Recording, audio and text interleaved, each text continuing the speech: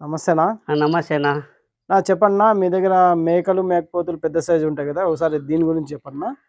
ఇది వచ్చేసి మేము సొంతానికే పెట్టుకున్నాంనా. ఇంట్లో వచ్చేసి ఆ! ఇంతదిది. సంవత్సరానికి 2 పిల్లలేస్తది. మేక ఆ! మేక మేక. ఆ!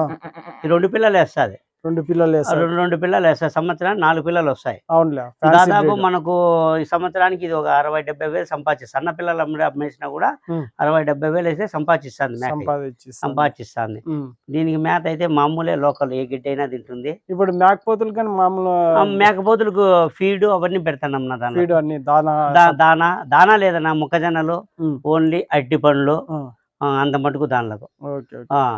ఫీడ్ ఇది గీడు దీని పెట్టి పిల్లలు అయితే అమ్ముతుంటారు మేక పిల్లలు. అమ్ముతుంటాం. ఇప్పుడు అమ్మినాంనా. మేక గాని అమ్మేకి ఏమన్నా ఉంటదా? మేకనైతే ఇయ్యమన్నా. ఆ! మేక ఇప్పుడు ఈయనైంది. పిల్ల ఎంతకి పిల్లయితే ఇంతమ్మా. ఈయన్ని పట్టినప్పుడు దాన్ని పట్టించి కొందరు 15,000 ఇస్తారు, కొందరు 20,000 ఇస్తారు. ఆ! పోతుకు ఒక రేటు ఉంటుంది, ఓకేనా. మేకకు